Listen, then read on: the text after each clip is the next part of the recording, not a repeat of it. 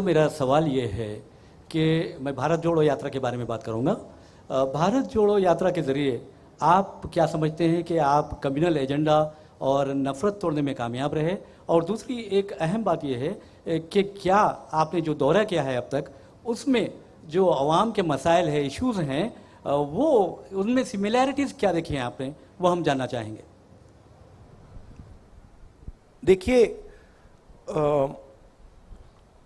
भारत जोड़ो यात्रा एक विचारधारा है और एक सिंबल है, और जो बीजेपी की विचारधारा है उसके खिलाफ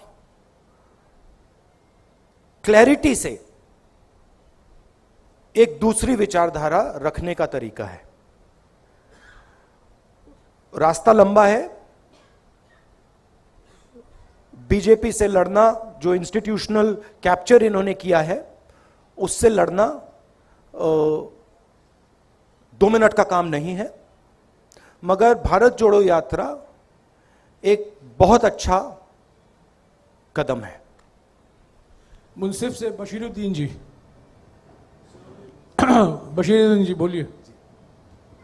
मेरा सवाल ये है कि ये भारत जोड़ो यात्रा का जो फैसला है, आपका खुद का है या पार्टी का है? दूसरी बात यह है कि इससे क्या पार्टी को क्या फायदा होगा? क्या दोबारा इक़्तिदार में कांग्रेस वापस आएंगी? देखिए, किसका आइडिया था?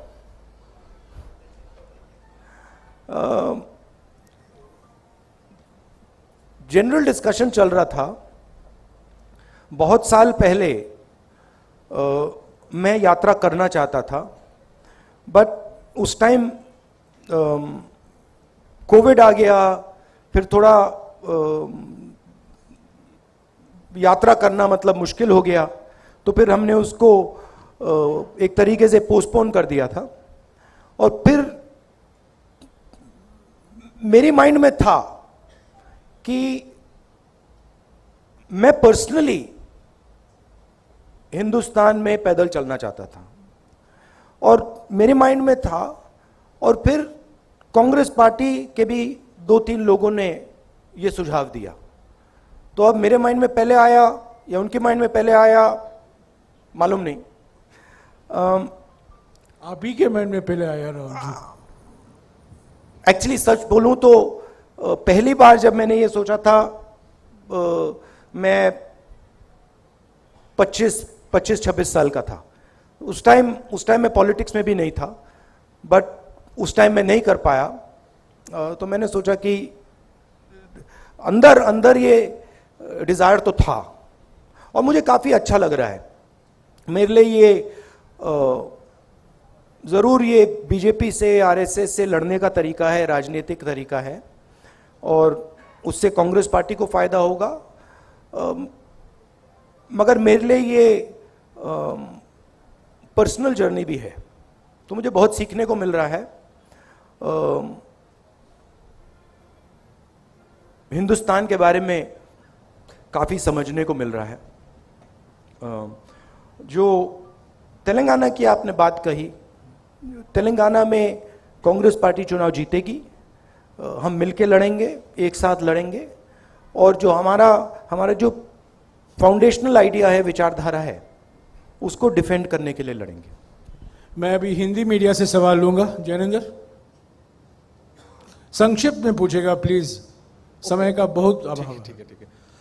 राहुल जी, आप कहते हैं कि टीआरएस के साथ कोई गठबंधन नहीं होगा, लेकिन आपके ही कुछ सहयोगी जैसे नीतीश कुमार है, जिनके साथ आप बिहार में सरकार चला रहे हैं, वो स्वागत करते हैं जब केसीआर पटना जाते हैं और एक राष्ट्रीय फ्रंट बनाने की बातें होती हैं, जिसमें कि वो मुख्यमंत्री शामिल होते हैं जिनकी सरकार में आप शामिल हैं।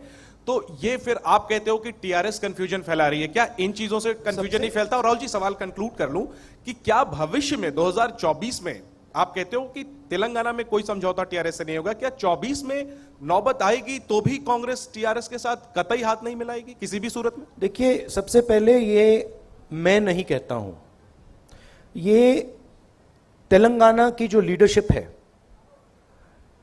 कंबाइंड लीडरशिप है, वो कहती है।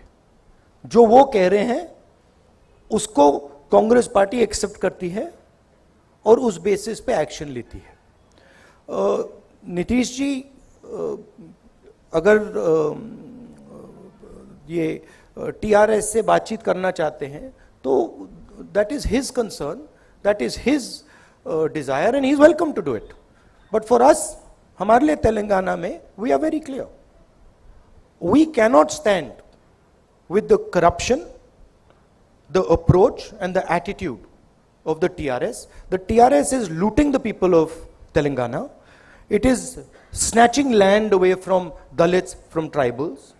It is destroying the education system. It is privatizing the education system. We are diametrically opposed to everything they're doing. रजत, संक्षिप्त में प्लीज। में सर, राहुल जी, कल जो जानकारी हमको जैसी मिली है कि कल जो ये यात्रा है शाम को चार मीनार के पास रहेगी, वैसी साहब रिप्रेजेंट करते हैं उस लोकसभा को, लोकसभा में भी आपके साथी हैं। कुछ लोग कहते हैं वो बीजेपी की बी टीम है, वो आपका भी विरोध करते हैं, बीजेपी का विरोध करते हैं, गुजरात में भी चुनाव रखते हैं। सवाल कीजिए। राजनीतिक रूप से कैसे देखते हैं आप? देखिए, जब राजीव गांधी जी ने सद्भावना यात्रा की थी, चार मीनार से उन्होंने शुरू की थी। That is the logic that we are following. हाँ जी, अब्दुल जी।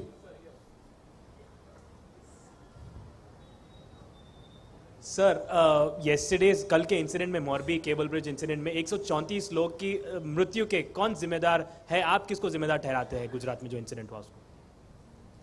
आई don't want to politicize this incident. People have died here. It is disrespectful for them to politicize this incident, so I'm not going to do it. हाँ जी, विक्रांत जी। I've answered you clearly. Vikrant ji. I'm not going to politicize it. हाँ जी, विक्रांत। राहुल जी, एक आपकी यात्रा चल रही है, चर्चा का विषय है, लेकिन जो अपोजिशन है, चाहे वो आम आदमी पार्टी हो या भारतीय जनता पार्टी हो, वो लगातार ये बात कह रहे हैं कि गुजरात में 27 सालों से कांग्रेस नहीं है, मौका हमको दे दो। ये आप कह रही है और भाजपा कह रही है कि राहुल गांधी वहां है क्योंकि उनको लगता नहीं है कि यहां जीत पाएंगे। तो गुजरात चुनाव को लेकर आपकी राजनीतिक स्थिति क्या है, आपकी पार्टी की स्थिति क्या है? गुजरात चुनाव में कांग्रेस पार्टी बहुत इफेक्टिवली लड़ रही है और गुजरात चुनाव को कांग्रेस पार्टी गुजरात में जीतेगी। बहुत भारी एंटी इनकम्बेंसी है और जो आम आदमी पार्टी का है पूरा हवा में है, ग्राउंड पे कुछ नहीं है। आप मीडिया का मतलब वहाँ से वो फंडिंग करते हैं, दिल्ली से एडवर्टाइजिंग करते हैं, तो हवा बना रखा है। But Congress party is a solid party in Gujarat. Congress party is going to win the election there. हाँ जी, नहीं सप्लीमेंट्री नहीं प्लीज। हाँ अरुण। पिछले कुछ विधानसभा चुनाव में आप कर्नाटक की बात करिए, आप गुजरात की बात करिए, दोनों जगह पर बहुत इफेक्टिव आपने कैंपेन किया था। गुजरात बहुत क्लोज फाइट। इस बार आप क्या भारत जोड़ो यात्रा से ही वहां कैंपेन करेंगे या वहां फिजिकल जाएंगे हिमाचल प्रदेश और गुजरात में? दूसरी बात, जैसा नहीं, एक ही क्वेश्चन। नहीं अरुण, एक ही क्वेश्चन प्लीज, एक ही सवाल। वो जब हम मैं पिछली बार गया गुजरात में तो आपने कहा था इस बार वो जो तैयारी पिछली बार थी वो दिख नहीं रही है, ये आपने कहा था उस टाइम। इस टाइम तो हो नहीं रहा है कुछ, और फिर चुनाव के बाद कहा भैया ये क्या हो गया। तो मैं आपके जो सवाल है मैं आपको रिमाइंड कर रहा हूं। देखिए, भारत जोड़ो यात्रा चल रहा है, इसमें